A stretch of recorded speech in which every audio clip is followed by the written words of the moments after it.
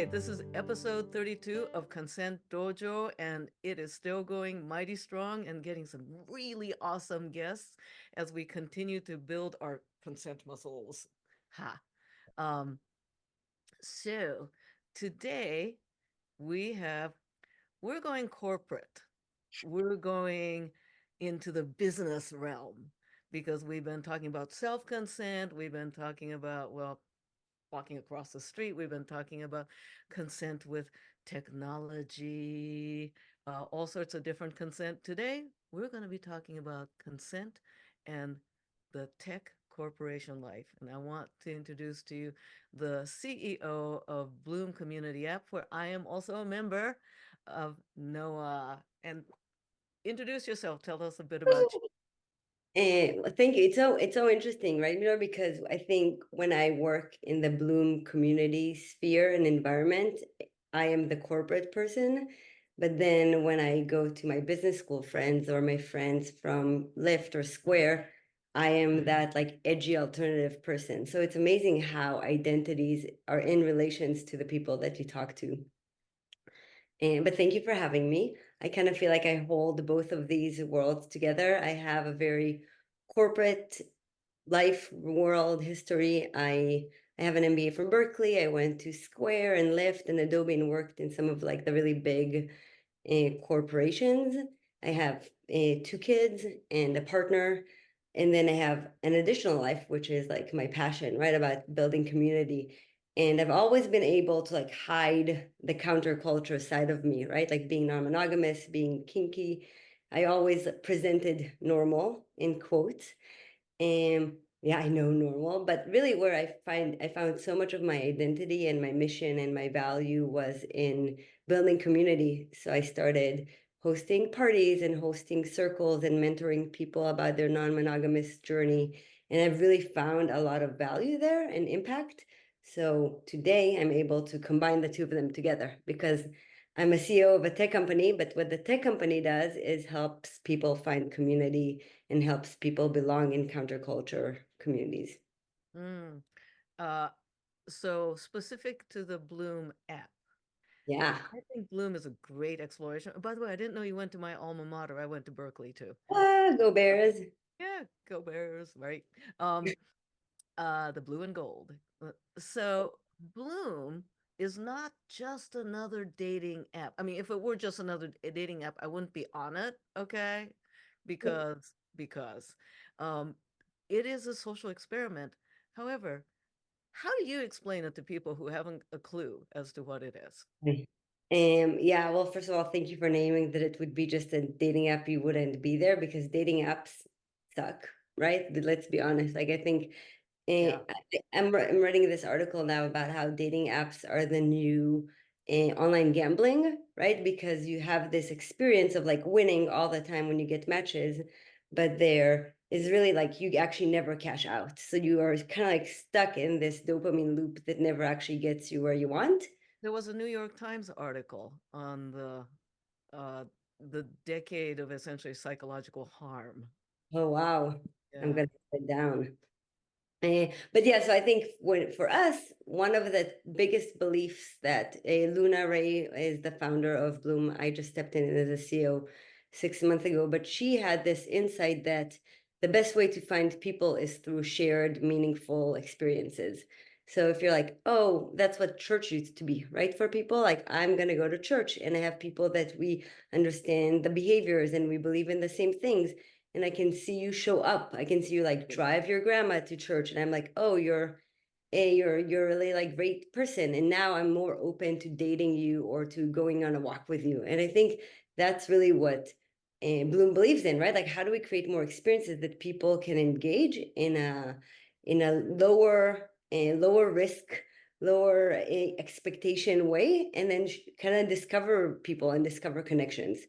So the concept of what sociologists called the third space, Right, totally. third space. Uh, now, okay, I'm gonna play devil's advocate Yeah, or Jane Citizen here. If it's not a dating app and it's an app, how in right. the hell is it that I'm making personal connections if it's not a dating app? Right. What happens on the app? Right. So I think the app starts with event is really the core of what we believe is the best way. I kind of think about like date first, swipe second as a way. Like you go on these experiences with people, whether it's a rope workshop or sitting on Midori's workshop about, the history of Japanese bondage, and you share an experience and you see other people show up. And after the event is done, you then see all the people that attended the event and you can like swipe, we call it bud, but you can bud them and then connect. So we start by creating a meaningful experience, and then after that you make connections.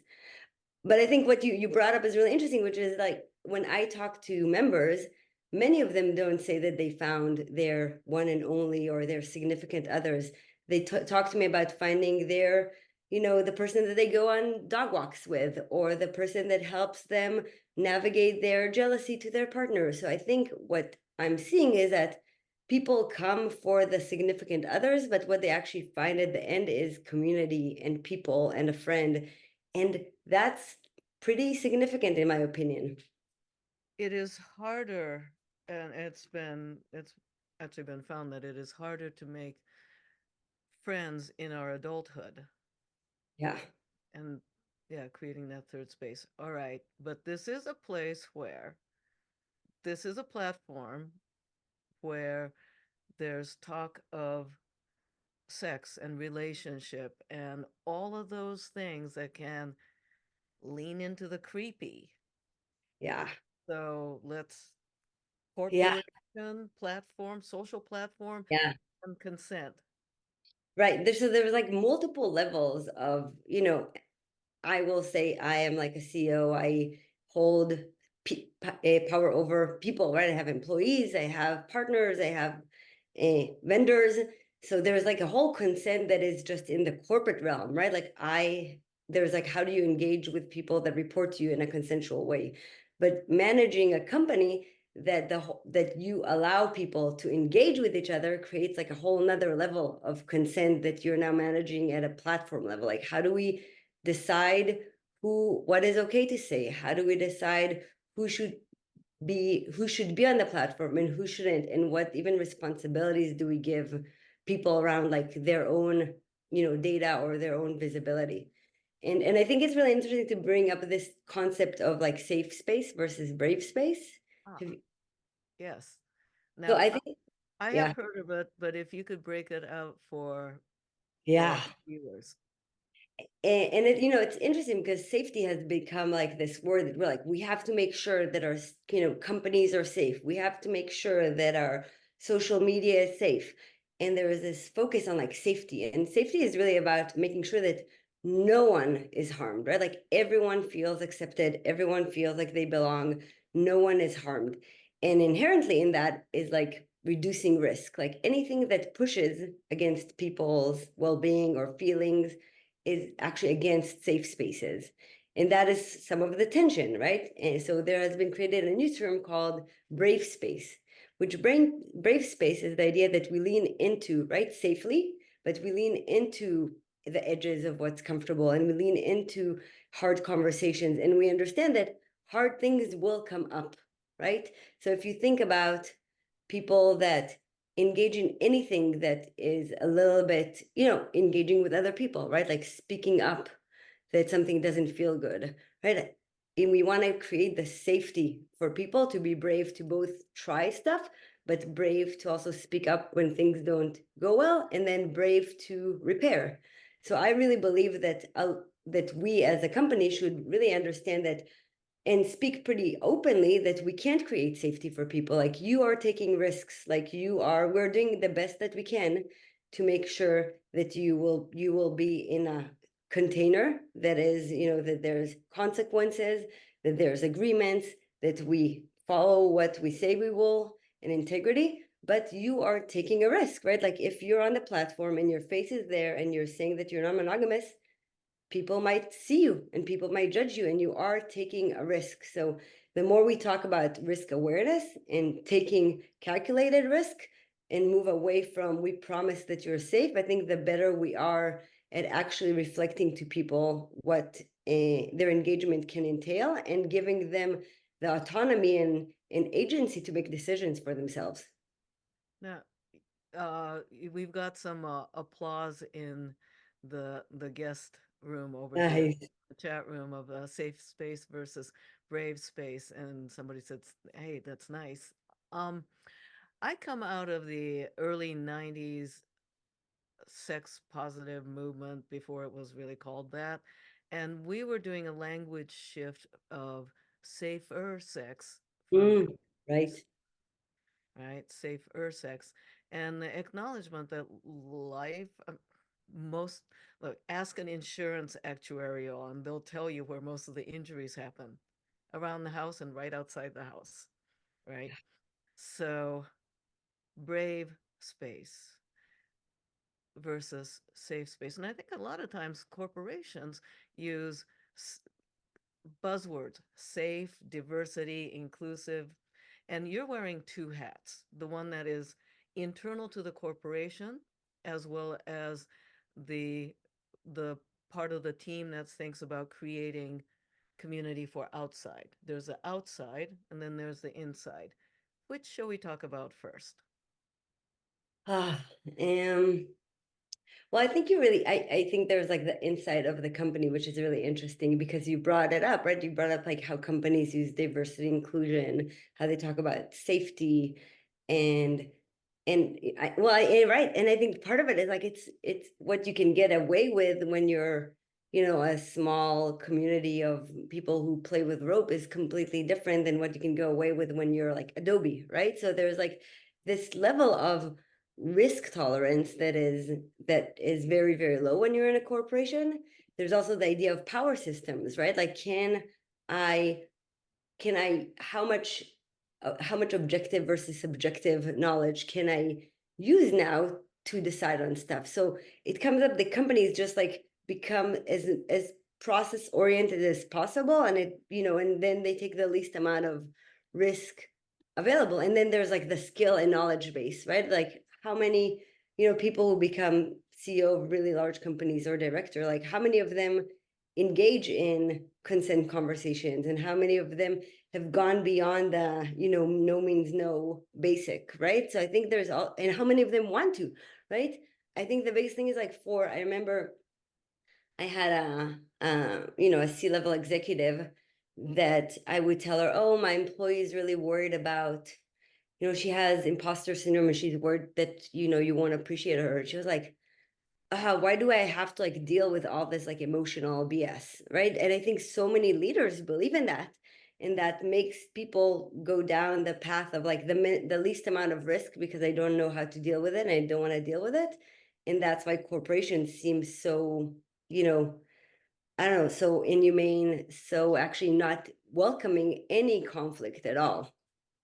In a sense, also a failure in recognizing different leadership style, because the Yeah. classic C-suite way of leadership is, that Mm-hmm. toxic masculinity with um, a very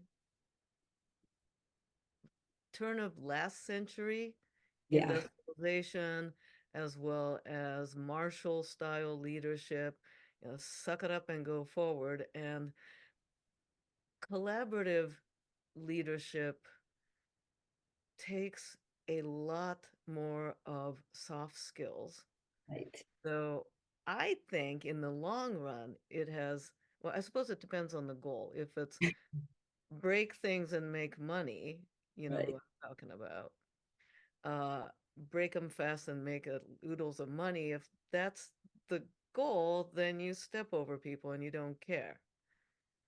Yeah. And I think part of it is like, we need, again, going back to risk tolerance, like as a company, you have very little risk tolerance, right? You're saying, am I willing to be brave and, lean into some people being uncomfortable or challenged because there's like a bigger narrative here?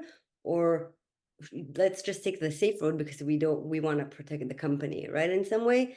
And yeah, and also let's call it like the corporate world is very sex negative, heteronormative. Like, when I came out as the CEO of Bloom, most of my LinkedIn followers found themselves like very uncomfortable. Yeah, they're like, oh, it's about sex, and it's like interesting to see how hard it is for like for the business world to talk about sex unless it's like AI sex, which then it's okay because it's machines, right? Yeah. Within a corporate environment, when the lip service to, and I'm, leadership and employee, when there's lip service given to consent and agreement making, and where there's essentially a coerced faux consent. Mm, I'm sure that happens a lot. yeah. What's been some of your, in your previous corporate life experience, I'm not corporate. I've been working for Yeah. myself for, oh hell, almost 30 years now. Next year will be 30. Oh my God. Managing to work for myself. So what happens in manipulation of consent in environments like that? Yeah, I think the biggest thing that I've noticed, and that really is what breaks my heart, is so that's probably why I notice, is how unsafe people feel about speaking up. Like the biggest thing that I've seen again and again when I worked in tech is how many people said, if I speak up, I'll get fired. Or if I speak up, like no one wants to hear me pushing back on it. Like there's just like this constant belief. And I think it's because there's no real understanding of consent, right? Like when we think about consent, it's like a two-sided collaborative conversation where you can find what's correct and what's not. And in the corporate world, a lot of people feel like, oh, there's only one answer and it's yes, or I'll be out. I listened to your podcast with Wolf about IT and consent, and we should probably link it here. But it made me realize how there's not really consent with IT because you can either accept or reject. There is no conversation at all. And we And- don't even know what we're accepting and saying yes to when we yeah, click right, agree, agree. right. And like I remember Wolf there said, oh, Zoom, I decided not to have Zoom so I don't have to like it be connected to my Gmail or like my Google Calendar. And I was like, there's no it's not a collaborative discussion, right? It's like you either take it or you're out, right? You either accept our terms or you're not gonna use it. And I think the corporate world is similar in that way, that it's like, oh, we do consent because we're all at will. You can leave the company if you want, but the only answer is like yes or you're out. And I think that is some of what I saw when I was in Mhm. tech. A lot of people saying like, oh, no one really wants me to, no one really wants me to push back on, no one really wants to hear my opinions, they just want me to do the work. And and and I think that's the most scary thing that I see, that the lack of consent is driving, is actually people just becoming pawns or executors of other people's visions. How does Bloom handle that? Yeah. As a CEO, Hmm. eh, one is like calling out my limitations, right? So I think every conversation that I have with anyone that either reports to me or partners with me, I call out how difficult it is for consent to actually happen and how blind I can also be to other people's pushing back, right? So I think one of the biggest things when you're a leader is actually understanding that people feel like they're signaling to you, but you actually don't see any of it at all. So just like naming power and naming the limitations of them, I think is really, really important. Then how do you create like mechanisms of feedback, right? Like how do you create mechanisms where people either, I have my founder, she's like the chair board, and she asks people for feedback about myself. And that is like one way that Hmm. we create more A third structured, party. yeah, for a third party. And then the third thing is like I really celebrate when people push back. Like my biggest kink and turn on is transforming people's fear of like I can't speak up, like no one wants to hear me, and showing them that there's actually a place for them to land. So when I feel that like hint of I'm really scared to speak up, or I really feel like this won't be accepted, I like open up my heart so big, and I like celebrate it in such a big way. And that reinforces, right, the mechanism of I can speak up and I can be vulnerable. I would think that, and in the future of corporation, which sounds like what future of corporate ecology sounds like that's what you're trying to create. Right. Yeah, That I like that. Future of corporate ecology. Yes. eh, take I'm it, gonna run write with it it. down. I'm gonna write it down. Yeah, it's conflict resolution skills, Yeah. nonviolent communication. That seems to be very important. Uh, is that sort of the training that if, let's say, me as Jane Citizen, is that Yeah. a resource that you might have available if I were to work for you? And and I and I'm coming from Japan, right? It's not a consent culture at Yeah. all.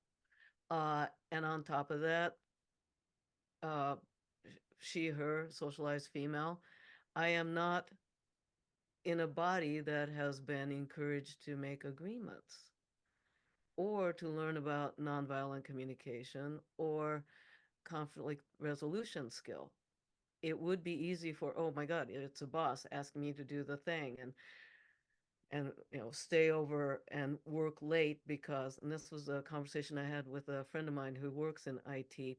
She doesn't have children, and people, coworkers and bosses with children expect her to do overtime. Yeah. And the concern of, if I say, if I draw a boundary, how is my boundary of my personal time any different, but now it's less valued? And this doesn't get asked of male Right. employees. So if I'm coming on board from a more traditional corporate environment, what tools are you going to give me? Yeah. Well, I can even talk about it in the even in like the Bloom as a platform way, right? So I think there's two arms to Mhm. consent, right? There's the education and there's the enforcement or like systems, right? And I think education is always better because it's preventative theoretically, right? You're like, if I can teach you nonviolent communication before you send that dick pic, like that would be pretty helpful because by the time you send it, now I have to deal with the behavior, right? So I think there's like the more we invest in education and the more we invest in like the soft skills and the connection, the better we are in later when we have to like enforce, like take the enforcing mechanisms. And that's why even at Bloom, right, when I created the consent structure, we only had the enforcement when we started. Here's how you report people. Here's how we decide who stays on the platform. Here's all of the systems and the documentation, and the risk risk assessments. And I was like, okay, well, what are we doing about education, right? Like, how do we actually teach people to become better humans? Because like people will create harm, like we are engaging, you have a lot of marketing, which is amazing. If you send any email, if you do any emails for your marketing, like it's inevitable that you'll have typos, like we can't Yeah. fire every email marketer, which is also me as my CEO role, for every time I send the wrong date, because it's just like part of being a human. And I think the same happens with consent in the workplace, in a dating app. Like we're just humans and we're gonna like trip on someone. So part of it is education and part of it is like how do we deal with it. So in the Let's education side, yeah, go ahead. let's then dive into Ah, the platform and yeah. platform members side of this because that's where we're going to. So at the beginning, you didn't have the education side. Like we had education, like we brought, the best educators to teach, but people had to pay for it, like any workshops, right? Like we are a platform, we allow people to publish their workshops. And then I was like, well, that doesn't seem like putting your money where your mouth is, right? Like that as a platform, it's just like enabling people to do. But what if we actually said we care that people are more consent oriented? What would it look like if a company decided that it's important for it enough to invest money in it? So I said, okay, what I want is to increase the systems that educate people, right? So we do this monthly workshop, and I think we have a link to it with Lee. So once a month, we have a free workshop to anyone who wants. We usually have multiple hundreds of people like watching it after or live, and it's on different topics of consent. How do we open ourselves up to a no? How do we put out the red carpet to no? How do we have the gold standard apology? How do we actually get in touch with ourselves if we're yes or no? Like there's so many levels of consent that we can talk about. So we do it once a month. And I think the next one is happening on January 31st, and it's about self-consent. And I mentioned that, Midori, to you when we started the call. I was like, you taught me so much about self-consent and about being in touch with myself, that I'm still so much, this is so much still my path, right? So much of my process is how do I actually slow down? How do I actually listen to myself? How do I actually respect my boundaries, right? And how do I forgive myself when I push through my boundaries, right? And when I break my own boundaries. So that's what we're going to talk about at the end of the month. Excellent. And you're going to have Lee on for that. Lee, Ley, not Lee, Lee. Both Lees are amazing. Uh, and talking about self-consent. I love that. Now, are the consent workshops, the monthly one, they're free? Yeah, they're free. People can just sign up, so you can get the recordings after. Now, this might be a good opportunity to. I saw a question come up, and to the person who asked it, I this might be a good, perfect moment to ask this. They asked, "What's the best way to learn about soft no's?" They aren't always apparent to everyone, especially for neurospicy individuals. Now, this excellent question is slightly off topic from today's Consent Dojo, but do you happen to have a recording in your consent training that might address that? Mhm. I will look it up if I can email you back about it, but I will look it up.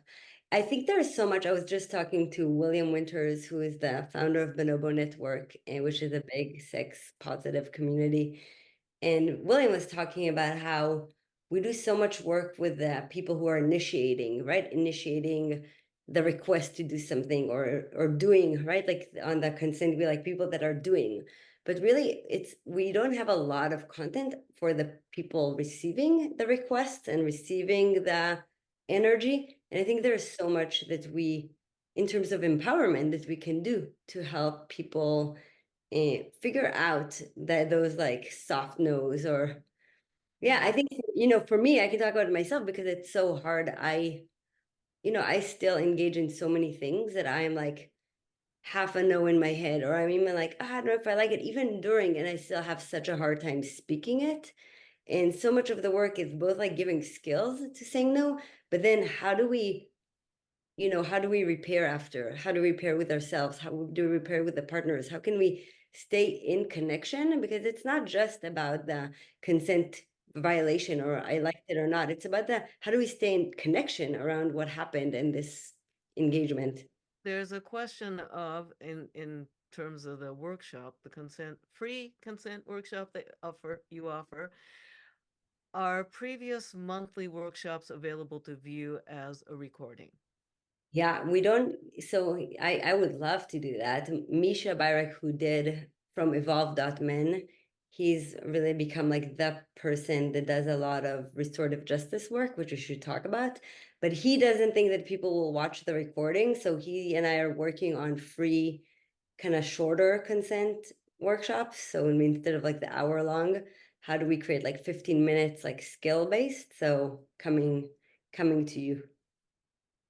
15 minutes, I think is great for a short attention span world, but you might be surprised with the full I one. think that people will watch it. Yeah, We had this. this is yeah, this is the 30-second consent dojo, and I've got people looking at things, so why not? Give people. I really believe that, and especially I think Misha did this amazing workshop called the Gold Standard Apology, and I still have people reaching out after they watch it. They're like, "Oh, can you send me the link again?" Like some of this content, we're really not wired to do consent well. Like you say every time, like we're building the muscles. Like it's all about repeating it again and again and again. And I think that the more content we can consume in an even like longer length, I think people will incorporate it even better. So on the platform, and to the person who was asking about how to recognize or to recognize or give the soft nose, I'm going to encourage you to check out uh, the workshops over at Bloom, but also check out some of the back catalog of Consent Dojo. Can Maybe you the teach us though? Can you give us like the 5 minute? well, I think it requires a lot longer than that. Yeah, and I want to stay on topic in terms of CEO of a platform that's dealing with sensitive topics. You know, Mhm. do you play nanny? Do you play safety cop? Totally. What do you do? Well, that's a really interesting one because I think for me, so much of like my work, right, is like how do I own my power, my bias, my like, so we have chats, so we have events that people go to, but we also have like chats, which people talk about ADHD or sex work or, like so many different topics, kink, non-monogamy. And sometimes I see the chats like go off rail, like people start like attacking each other, or people like go down this like spiral, and I'm like, okay, I know that if I'm gonna say something in that moment, the conversation is done, right? Like I'm like, hey, this feels like something, any moderation that I do impacts because I have power, right? Like if someone else will do it, that it will be less powerful. So continually I'm assessing like what is my bias in it, right? And how can I, is it smart? And any action or inaction that I do will have an impact, right? So how it's a constant evolution of trying to be as both objective and aware and responsible in it. But yeah, like this is all day long. I'm like, how do we decide when to intervene? How do we decide what's okay to do and what's not okay to do? I become like those tech companies that are like, here is the formula. Did they follow it? And the subjectivity of it as well, Yes. because some people are equipped to have hot button topics and to discuss that in a civil way, and others devolve. Now, Right. Yeah. what's what is a consent as a corporate platform challenge you encountered that you found some sort of a solution for? Yeah. That's a good question. Um,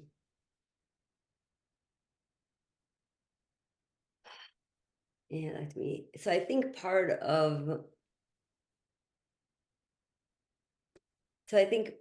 the one question, right, that is really interesting is around visibility, right? So let's say people can block and report other people, right? But let's say you just, and it's interesting because I do think that there's something generational about it. Like I don't feel like I block people as much as other people. Like it's just I'm really curious about the idea overall of blocking and what need it meets for people. And yeah, but there's this idea that you can block people, right? So I, for many reasons, maybe Midori, I'm your ex, and you're like, I don't want to see all your chatter in this group, right? Exactly. Maybe we had a like a violence, like maybe I did something non-consensually and I trigger you, right? So there's like multiple levels of wanting or not wanting to see someone, right? From like very like intense ones emotionally, and then from like very lightweight ones.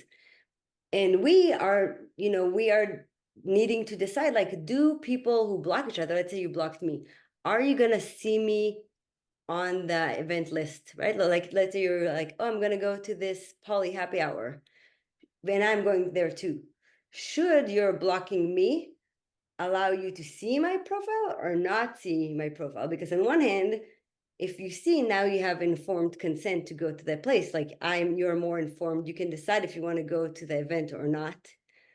On the other hand, I can also see you. So I can decide if I go to places or not based on who you are. So there's like this like constant push and pull between what we allow people to hide or show, what we allow people to like see or view or not view.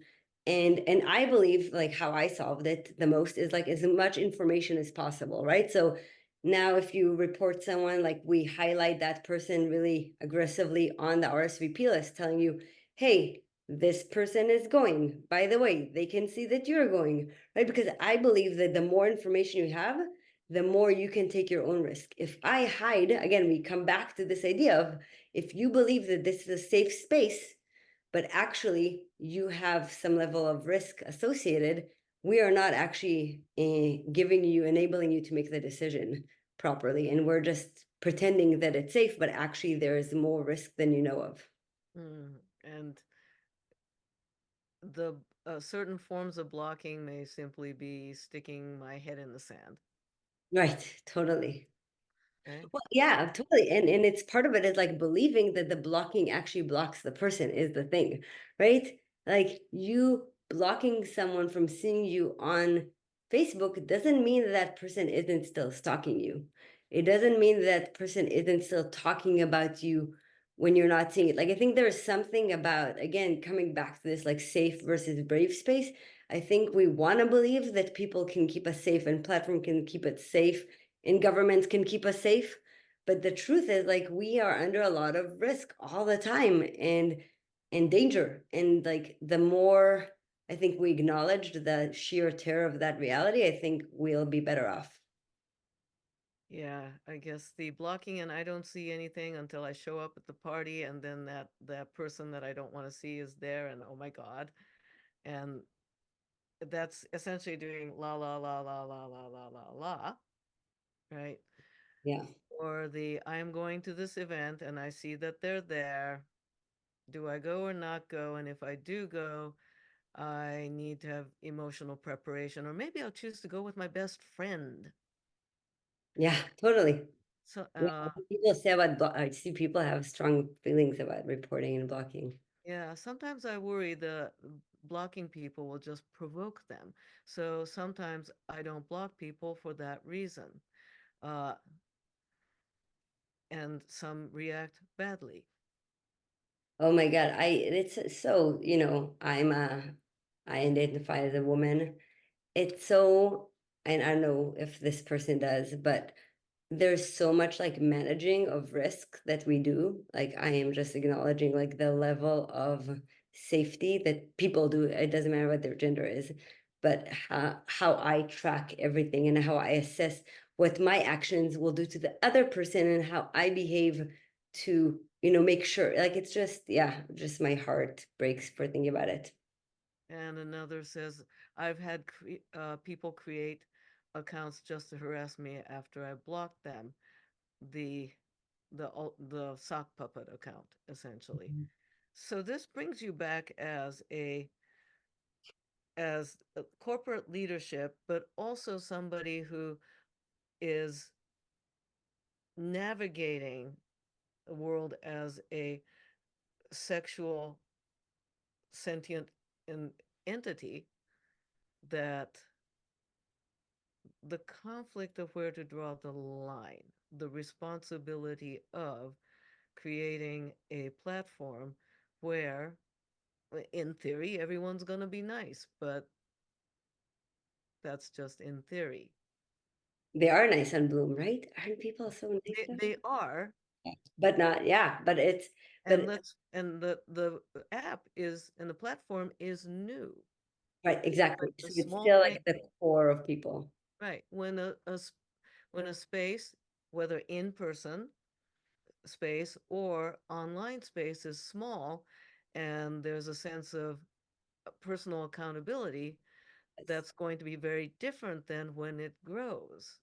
I actually remember Facebook when it started, Well, and it was different, and many other platforms. Once it goes big, yeah. right? Do you have plans? Do you have thoughts, or does it keep you up at night?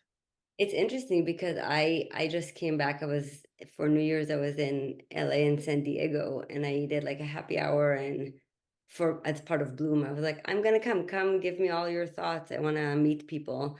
And a lot of what you're talking about came up. A lot of people were like, "Oh, are you becoming corporate? You know, what's gonna happen? You used to be super inclusive. Are you gonna not be inclusive?" Like I think that people have that concern. I think just because we've seen so much of that go down, right? In like our communities or our companies and um yeah, so I think the way we I hope to do it is to be able to create more moderation level based on subgroups, right? So if I can allow the platform to be a platform, but continue to give allow for like pockets of it to still work independently where people find their people, I think would be the best solution. And then there's balancing this with it's a company. You have a board to be accountable to. You have to pay for your employee. There's overhead, and also hopefully a living wage for people who work for you. To create that, there's growth that's necessary. Yeah, yes, that keeps me up at night. Mhm. But I think I go back to um the core, which is value, right? Like how do I, and I think this is what VC tech has taught us in the worst way, which is it's all about the right now number, and it's not about the 1 year number of how many people actually engage with your product and get value. But I've seen enough companies to see that that doesn't work, right? So I think I continuously come back to how do I create something that people really want and that people come back and say, I vouch for you. I will, I think that you're doing what's right. I'll give you my money, right, as a premium member. And how do I keep that and reduce my expectation for like hyper growth, but be able to like build something that people want. I remember I used to work at Lyft, and Lyft used to be my dream company because I was in the Bay in 2012, and I saw like the pink mustaches and the fist bumps and so much a culture was Yeah. in brand and then Lyft became like super competitive with Uber, and they lost the mustaches, and they became, I think their logo became less pink, and they lost the differentiation, right? And yeah, maybe they won market share in that moment, but long term they lost because they commodified like the industry, and no one's gonna be choosing them based not on price because they played into it. So I think I continuously remind myself that anything that feels like a short-term win isn't going to help me long term because the market will shift inevitably. So how do I continuously build back into what makes us unique? And I think what does make us unique is this like personal touch. What makes us unique is the fact that we focus on consent. What makes us unique is the fact that people self-govern in some way about consent and communication. And how do I continue build into that instead of building for the growth? And then it will grow, not as fast, but hopefully it will grow enough by word of mouth to get us there. How do you mentioned about member-based Yeah, culture creating. I forget the phrasing you just used. How do you train, normalize not just consent making, but dealing with it when there's a fuck up, right? totally. How do you train the members to do this? Because I'm not seeing it on Facebook. Oh, hell, FetLife. Yeah, I know. It's so interesting. I think I've been actually thinking about it a lot because I've been thinking about, I don't know if like Burning Man is I used to work in music festivals. So I worked in this really big festival called Bottle Rock in Napa Valley. And this is like internal, this is probably not relevant to them anymore. But what we discovered is the people who paid the money were these 40-year-old people that what they really wanted is to be hip and cool. So we brought the bands that the hip and cool 20-year-olds wanted to go and they paid very little price. But then what we actually, but then the people who actually were our customers were those like 40-year-olds that had money. And I think in a similar way, to build a community and to build culture, you need that kind of ratio. You need a lot of newbies, right? That are like eager and have that new energy and exciting that actually feed the older crowd or like the more mature crowd to that want to like stay there, but what they actually bring is the money or the education. So I think the same is happening at Bloom, where the majority of the people are newbies and they don't know a lot of the skills, but there's a few core people that are like shepherding the conversation and are acting as kind of mentors. Now, if they are those member mentors and the member shepherds, if you will, Yeah.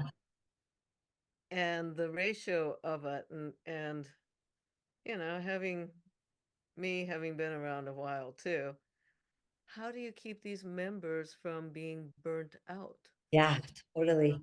essentially paying to provide support. Right. Yeah. Well, I think it's also part of it, like how do you make sure that they still feel like they belong, right? And I think, have you ever been to Burning Man? Are you a Burning Man kind of person? I went, you won't believe this, 95 and 96. I love that. Over 500 people. I could walk around the entire camp. That's amazing. Ah, you're the one of the OGs special. Well, but this is part of it, right? Like I think what happened to Burning Man is really interesting because when I went to Burning Man for the first time was probably 2012, and it was still that feeling of yeah, there's a lot of new energy, but there's people that, I remember my friend, he smoked a cigarette and threw it on the ground, and this like 60-year-old woman came up and she was like, I think you dropped that. And she taught him about the culture, right? By doing that. And and I think what happened was more and more new people came and the culture actually shifted and the culture became like Instagram heavy and the culture became party heavy. And I think what happened was then the old crew actually felt like they were excluded in some way and they left. And I think the culture pretty much like disintegrated from in the last 10 years. But I think that's probably part of it. You have to make sure that you're still like meeting those like the generation that is teaching. You still need to like continuously be in connection with them, that they actually get the experience of like, oh, this is my space, I am bringing in more people, I still belong here. How do you do that? Well, first of all, I talk to like everyone is willing to talk to me. Like, I think I encourage it the same way that I said, right? We spoke about consent and I said my kink is to see people being scared about speaking up. And I want to be like, no, no, see how transformative it's gonna be when I accept your feedback. That's what I do, right? So when people email me or I email people that are referring us a lot, or if I see people engaging a lot and there's a moment of like crunchiness, I will like message them on Bloom or I'll message them after and be like, hey, give me feedback. How's it going? Like I actually see them and I like continuously like reinforce, like it's not just an app here. Like I see what you're doing. I am here to like support you in whatever like the journey is. And yeah, I don't know if it's scalable, but I'm still doing it. Well, that is a lot of spreading yourself thin. I know. So this is why I'm doing the class about self-consent. Uh-huh. But I So think this is part of it, right? It's like what is your core product, right? And I think my core product isn't the technology, right? Like my core product isn't this tech that allows you to scan through squares that people put in the events in. My product is a community. My product is the organizers like you, Midori, that uploads events, and my product is the people who engage in the chat. And if these, if these people who are actually my brand, right? You are my brand. Like, I have no brand. My brand is the people that are on the platform. If these people are unhappy, like, I have nothing left. See Lyft and Uber, like the drivers, they didn't invest anything in drivers, and look how these companies look like, right? They just look like there's no experience of connection and community, and there's no experience of actual customer service. So, looking at and reminding the viewers that interpreting consent as agreement making, as opposed to as opposed to Negotiation. hostility making. So, in agreement making, and what you're talking about is spending a lot of your personal energy to make sure that folks are encouraged to make agreements, right? Right. But And even recognizing that I'm making agreements with them, I think that is part of it. I think people, and I am making changes in the app, and being able to like recognize that I'm shifting their world in some way, right? Like, we're talking about this two-sided, like the experience that someone just like drops something on you.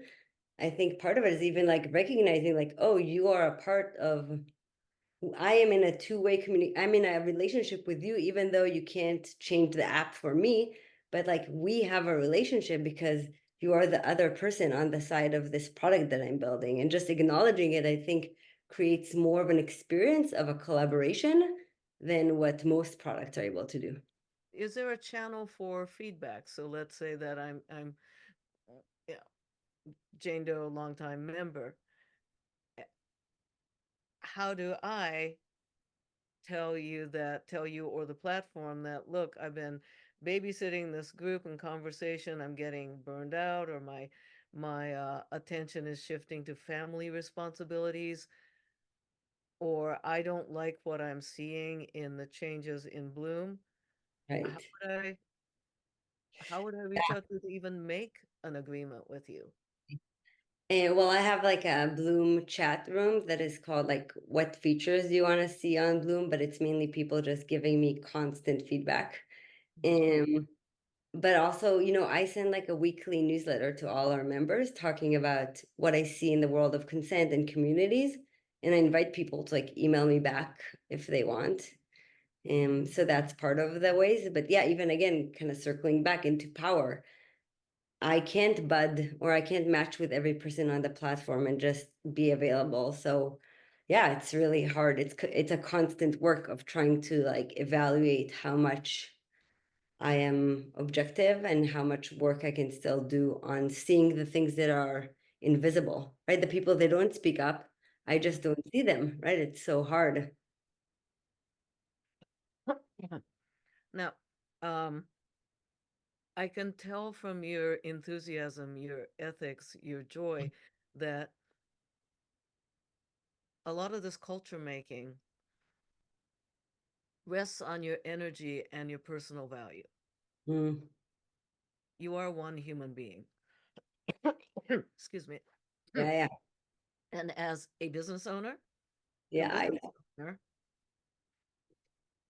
how Yeah. sustainable, how do you build in sustainability? I can also take that. By the way, I can just talk while you. Perfect. And well, I think, and I should have probably said that in my introduction.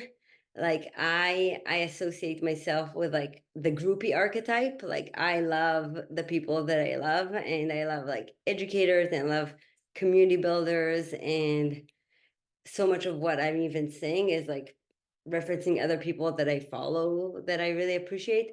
So I think part of it is like me both getting energy, but also platforming other people, right? So going to Misha Byrek from Evolve.men or Lee and saying, hey, I want to do consent. I actually, instead of me now going down this rabbit hole and seeing all of Midori's Consent Dojo classes to know what topics, can you do this part of it, right? Or going to Misha Bonaventura from Bonobo Network and saying, I want to do like an intro to non-monogamy. Can you help me like map out the courses that it would look like? So really leaning onto other people, and making sure that I both like platform them and in the way that I give them more access, and but then also don't burn myself out. But then also like recognize like this is in some way my superpower. Like this is what drives me. This is kind of like what I love to do. So, so I think it's like kind of figuring out like, yeah, how can I, how deep can I go into the customer service realm to make it feel, personalized, but also scale it, because we have 30,000 people on the Bloom How community. many? That's 30,000. Wow. Okay. Yeah. I mean, So I can't email with all of them. no, no. And huh. All right. Well, I'm still gonna poke at you about Yeah. taking care of yourself because you've got people in your personal life that rely on you being able to be present. Well, that's why I need to do your workshop, to make sure that how do I continually stay in touch with myself, right? And how do I, actually design for my life instead of do the work do all the work that's coming my way. A little bit of a shift to I, I suppose it's not hypothetical, a realistic situation when there is a harm made involved in the platform. Can you give me some examples of what kind of either little oopsies or big horrible, and examples of the types of those? It doesn't have to be specific, but I'm sure there are genres Yeah, yeah, and how they're handled. yeah.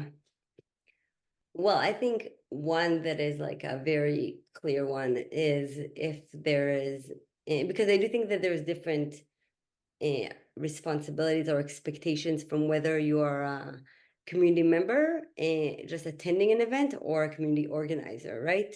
So if you are someone that is known to have organized, like let's say parties or potlucks or workshops that were unsafe, right? Like you did a rope workshop, but you didn't have any safety materials there, you might still be okay to go to a poly happy hour, but I don't want you to be able to like post another workshop on the platform.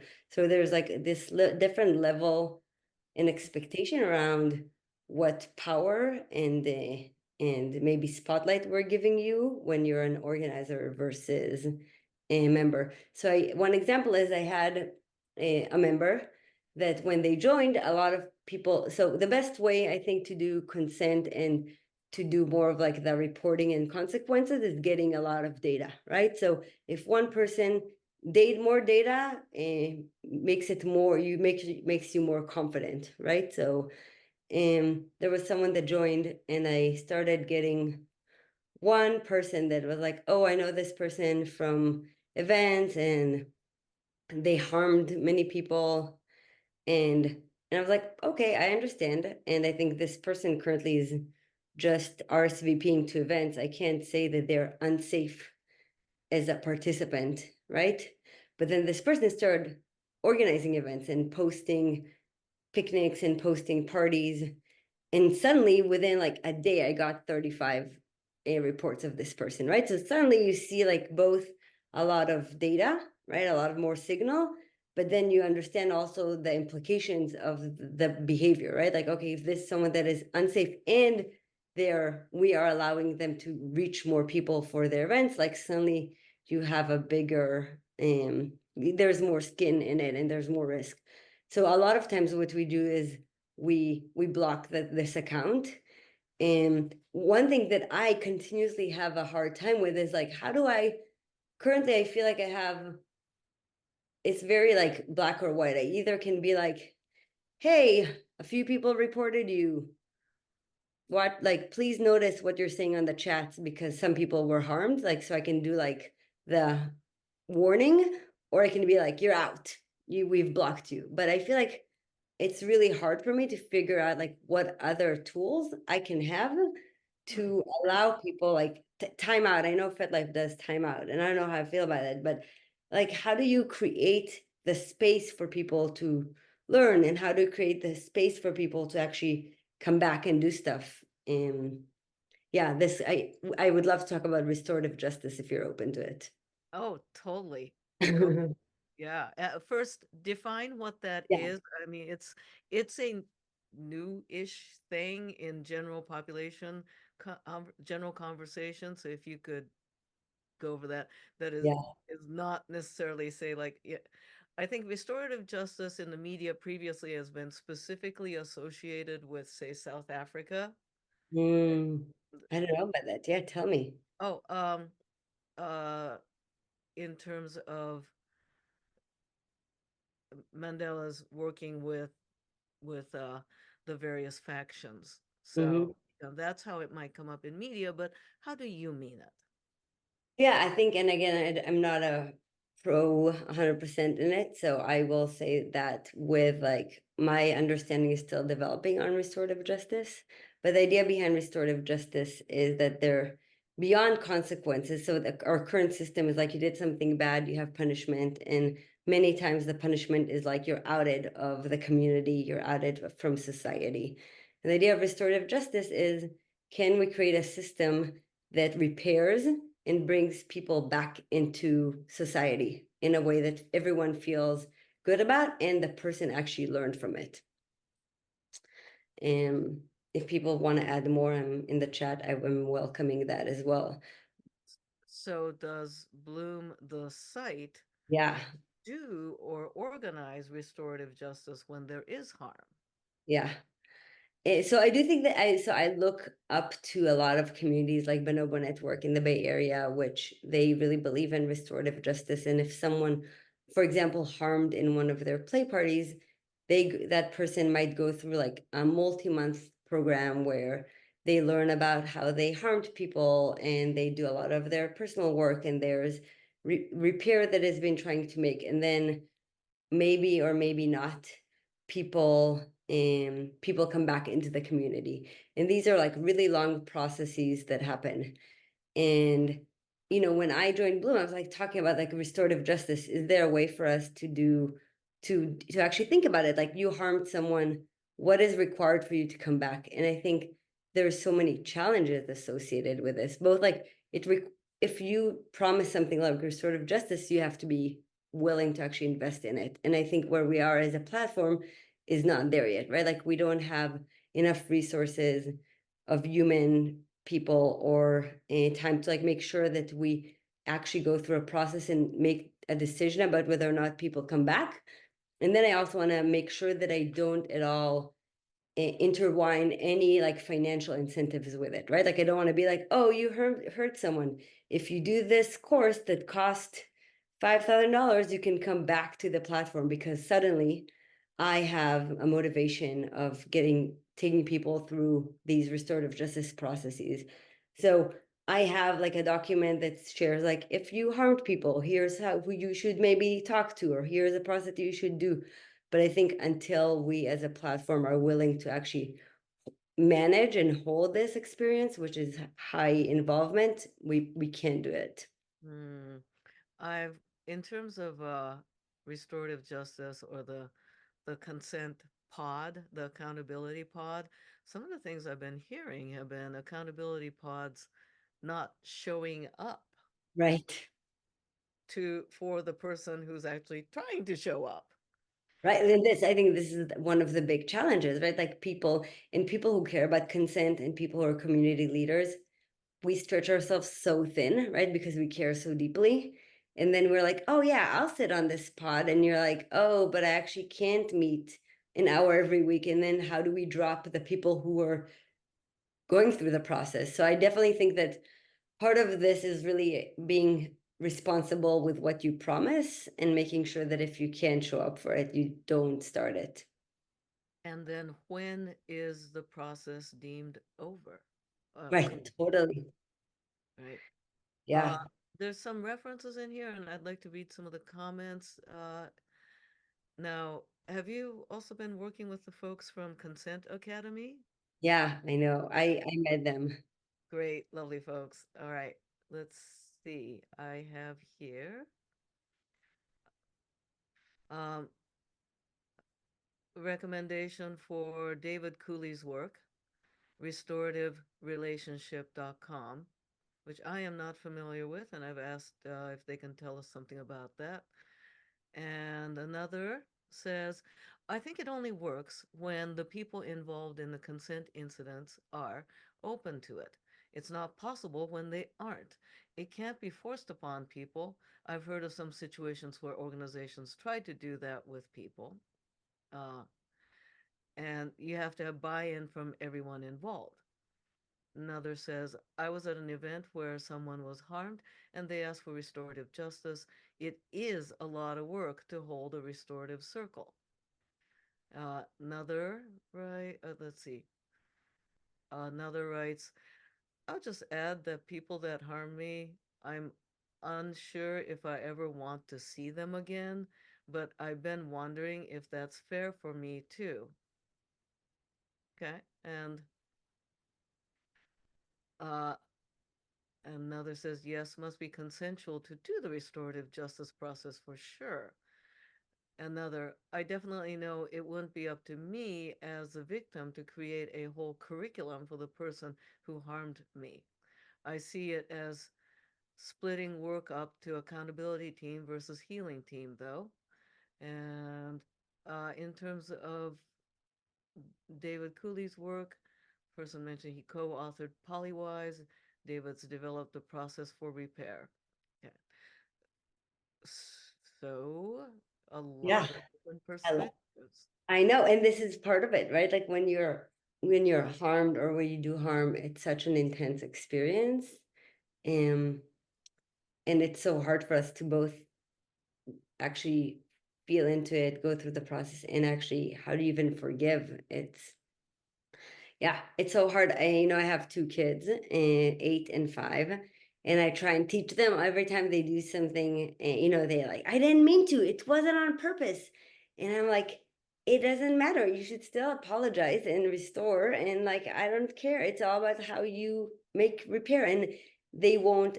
Now, then I fight with them that they have to repair, and then it's like we are in this cycle. But how do we? As a society, how early on do we teach people that if they harm, they're in trouble, right? And yeah, there's like so much of it that it's hard to unwire. Yeah. I am going to be very curious as to and keeping an eye on how Bloom evolves around this issue. Yeah. And another also seconds my recommendation of Consent Academy, that they're I love doing. what Consent Academy is doing in the tech world. Actually, it's really interesting because Consent Academy, I think, started from kink and festival spaces. And I think they have an arm that is like fully vanilla corporate where they actually go into corporations and teach them about consent. Excellent. And see, Consent Dojo is here, it's more about bringing in specific experts and concerned individuals so we may learn from y'all. And now, did I talk to you about giving some fun homework? You did talk to me about it. Yeah, you want to talk about that? Yeah. I think part of our homework Oh, let was, me explain to the people who are yeah. new. I ask um I ask all of our guests to think of some sort of an accessible homework, something we can do that allows us to have small daily practices, nothing like you will create a restorative justice circle, as opposed to I will learn how to say no politely, or observing consent opportunities, something that all of us can do because consent and agreement making is a daily human social thing. So I'm curious what you bring. Yeah. Oof. Um, can I mix it up? I had one, can I have a different Please. one? Okay. So part of my personal consent work in the past, in my personal life in the past year, was being better at like recognizing what's an actual boundary and what's not, right? So probably until like, I'm 40 and I just discovered that boundaries are not about how other people behave for you. But so let me say that. I'm in a relationship, in a poly relationship. And I used to tell my husband, like, you can't do that. That's my boundary, right? Like, you can't go out 4 nights a week, or you can't fall in love, right? With your, you can't fall in love with someone, or whatever it was when as we were escalating our non-monogamy into where it is now. But I would all the time talk about like what he couldn't do as a boundary. And it felt like I will die if you do it, right? Like that's how I felt like I knew what a boundary is, because I was like, if you do this thing that I'm so scared of, I literally feel like I will die. Like it's so scary to me. And then one of my friends who is actually in the kink space, she said, no, when you talk about boundaries, you talk about what other people can do, are going to do to you, but that's not boundaries. Boundaries are how you behave in relations to what other people are doing. And she gave me this example, which is, you can't tell someone my boundaries don't call me after 8 p.m. Your boundary is, if you call me after 8 p.m., I will not answer the phone.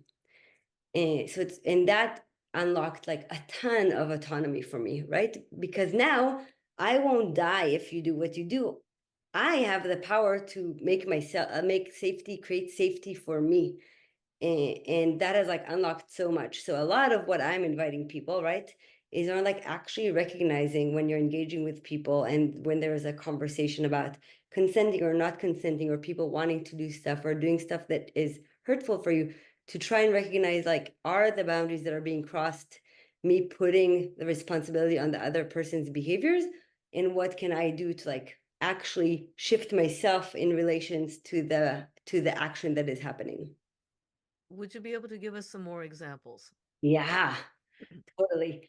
A great example is money, right? So, I have been, I was like I have a lot more anxiety about like, am I saving enough money for my retirement? Am I saving enough money for my kids?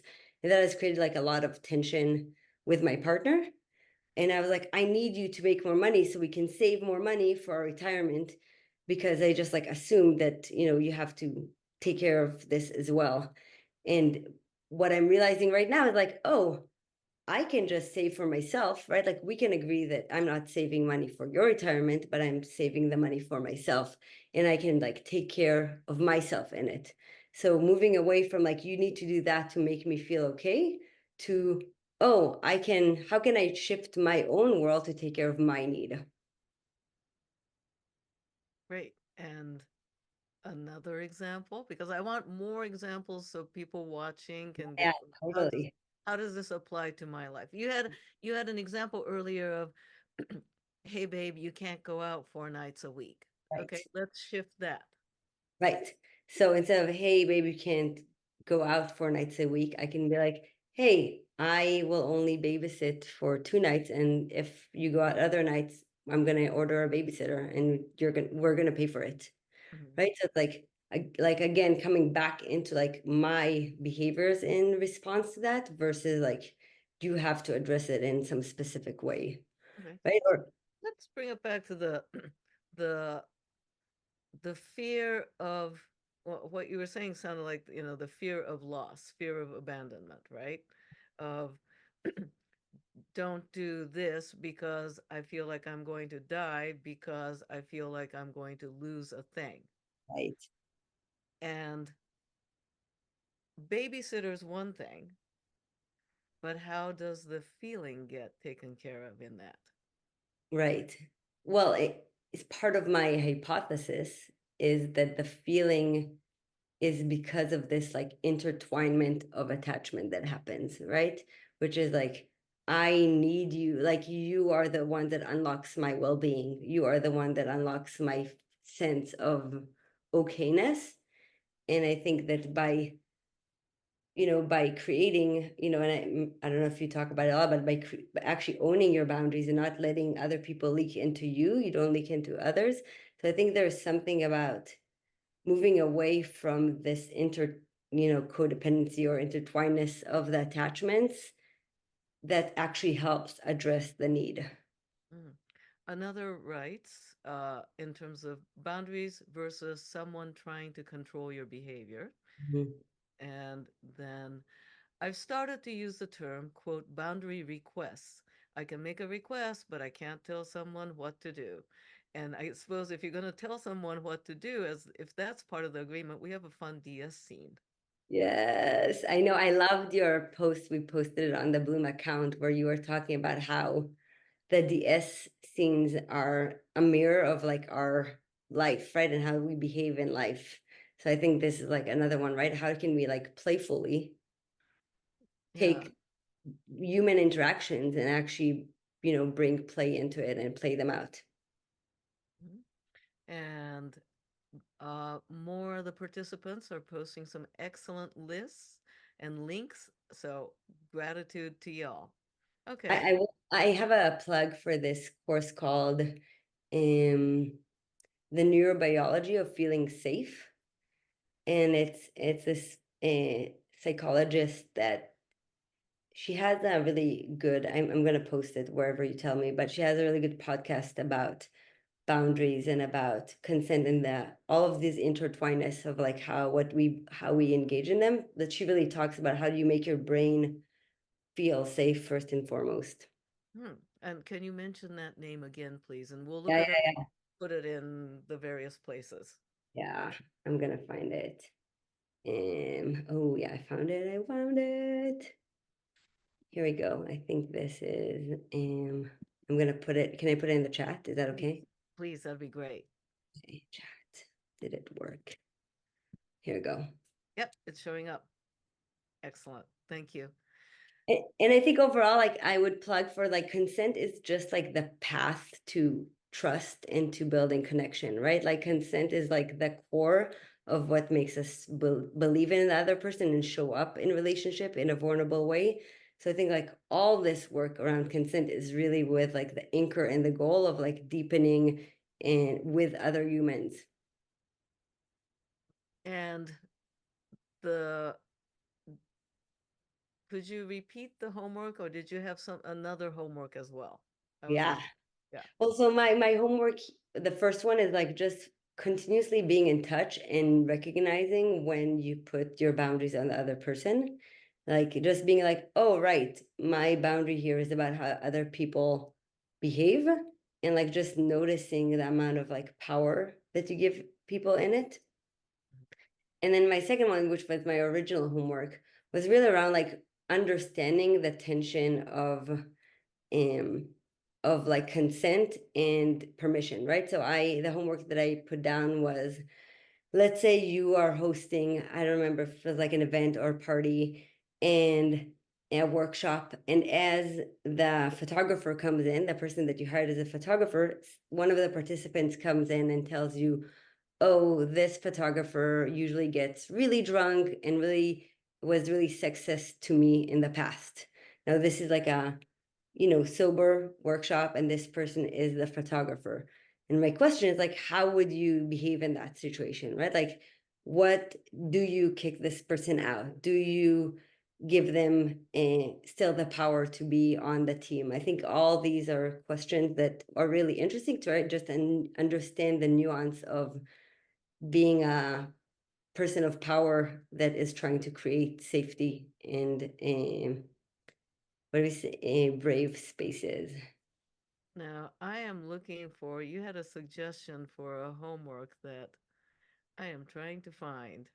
Oh, you think I had a different one? There was, yeah, I think you had some other with, in the family dynamic. Ooh, I thought there was one. Yeah, that looked really good. maybe you can rephrase it and make it out right now. Yeah.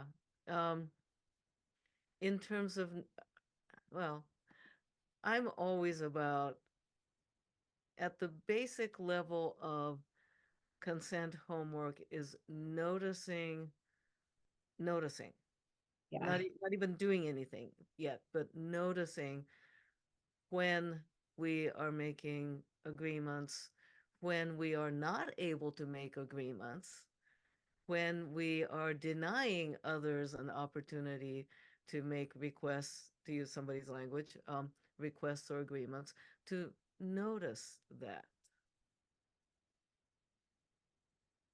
Now, you've got kids. consent and kids. Now, this is not the topic today, and I promise folks, I will get somebody in to talk about consent and parenting. What have you come up against? Yeah, it's like so much. Well, there's like the sense of even like giving consent to my kids, like it's not even me allowing them to do stuff on there, but when my daughter like jumps on my is trying to tickle me, now they're in the age that they just want to tickle me, and it like drives me both like physically nuts, but also like how do I teach them about consent, right? And it's like so I think so much of being a parent in some way is like how do you both celebrate the kid for who they are, right? And like being like you are safe, right? I assume best intention, and at the same time, how do I show you what consent is? What how do you respect my boundaries? While I'm your parent, and I sometimes don't respect your boundaries, just pick you up and put you in the car, even though you're screaming, and put the seatbelt on, right? So it's like so hard, right? Because it's like we continuously break people's trust and agreements and boundaries, and we continuously both allow ourselves to do it and we fight for it. And I think, like you said, the real work is about noticing, right? Because we can't judge ourselves all the time for if we're perfect in our consent practices, but it's about like being like, oh yeah, I did that thing, or oh yeah, I didn't do that thing that I actually wanted to do, and just see that as like every time you do this, I appreciate that. Like, yeah, it's a muscle, it's an ongoing work. Yeah, yeah, it's man, and most of us have had none to crappy to harmful examples and trainings, right? In our society of origin, family of origin, in our work. Yeah. And also, as you were saying, you've got a you've got a kid that you need to put seatbelt on because otherwise the kid could die. Yeah. Yeah, and like, yeah, and trying to balance that out. Yeah. What else would you like? We've been exploring your two hats of being an individual as well as a CEO in this delicate ecology. What else would you like to share with our viewers around this very complicated topic? I know. I guess I'll say that I like my, when I look at myself from like a million feet up, I believe in constant learning, right? Like, I'm like, I'm gonna fail all the time, and I'm gonna like say the wrong thing, and I'm gonna make the wrong decision. And it's gonna be amazing because I'm gonna learn, and I'm gonna be able to show people that people learn. But in my day to day, I never want to fail ever and fuck up, right? And it's like so hard to to like live in both of these realities of like understanding that this is part of life and part of power and part of being out there and engaging in the world and sending emails to people with my opinions. And also I'm like, I just want everyone to like love me, and I just want to do the right thing and constantly like inspire people. And it's it's really hard, right? And I think it's the more so much of the work is the internal work of like self love, self like, helping the inner kid being like you're fine, it's gonna be okay. But yeah, it's a plug for Brené Brown. Like everything she says is my cup of tea. Yeah, and you had a whole list of links on Brene Brown's I know. and uh oh, I don't have a link in here. I will put Yeah, that in the yeah, chat. the anatomy of trust. She has this amazing talk that I really love. The Anatomy of Trust. Y'all look it up. Yeah. Now, on that note, for those of you who are here live, stick around and I'm going to close the recording in the official part. This is Consent Dojo, and I thank you for spending time with us. This is where I bring interesting people in, but this is about building the muscles because it's an everyday thing. It is not easy. If you find it confusing, if you find it frustrating, you're not alone. Uh, and we're practicing every day because it's building up the muscle. And we're going to fuck up, we're going to make mistakes. and find support. And speaking of support, thank you for supporting my efforts to do a little something for the world. And the folks who are supporting me through Patreon, you make this possible. So, big thanks to all of you who are behind me and cheering me on with Patreon. And I hope that for those of you who don't know my Patreon, come join because I've got a lot of things in there, including regular office hours and classes and craft nights and writing and tons of things. So, Noah, thank you. And Thank you so much for all the work you do. I next month, we have consent discussion more on tech from the folks of the Internet of Dongs. that's So amazing. stay tuned for that. That's going to be great.